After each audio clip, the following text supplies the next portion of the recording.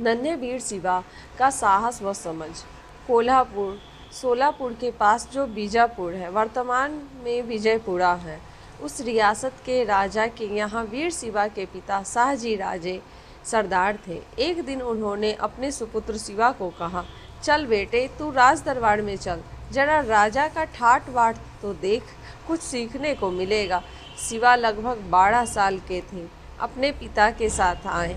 पिता ने कहा, बेटा, यह बीजापुर के अन्नदाता हैं, इनको सिजदा करो, नमस्कार करो।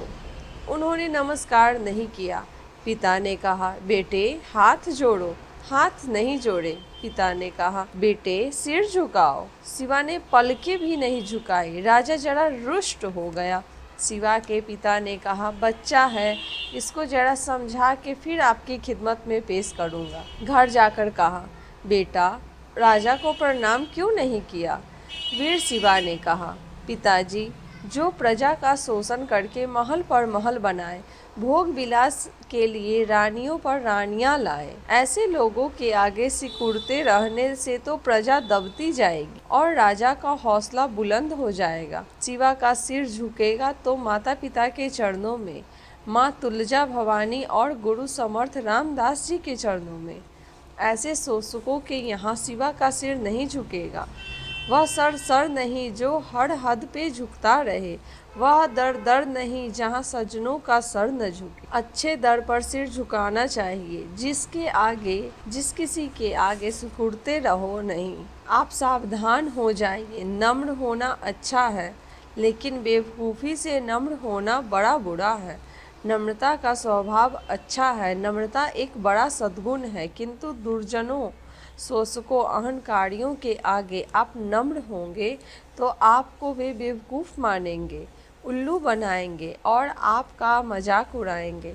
इसलिए जहाँ जैसे व्यवहार की ज़रूरत पड़े वैसा व्यवहार करना जरूरी है। गुजराती में कहावत है, बैठा दोहिए बकरियों, उभा दोहिए ऊँट, जेवो बाए बायरो, तेवी दइए पूँठ।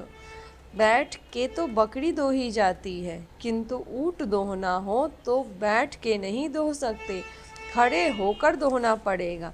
जिस तरफ से हवा आ रही हो, पीठ उधर की ओर करनी चाहिए। बीजापुर नरेश के सामने न झुकने वाला धर्मनिष्ठ शिवा ने मुट्ठी भर मराठों को इकट्ठा करके 16 साल की उम्र में तोड़ना किला जीत लिया।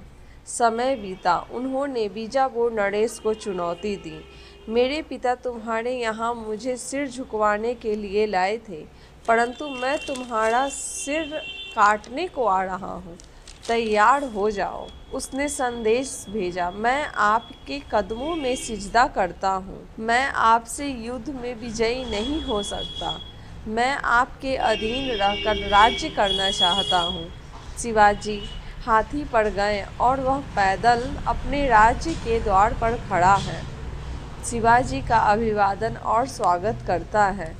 12 साल के शिवाजी को पिता ले गए थे सिर झुकवाने के लिए, परंतु छत्रपति शिवाजी महाराज ने आत्मविश्वास और गुरु कृपा का बल था, मंत्र शक्ति का बल था, तो वही राजा शिवाजी महाराज के चरणों में सिर झुकाता है। अगर हमारा यह चैनल आपको पसंद आए तो इसको लाइक और सब्सक्राइब करना ना भूलें।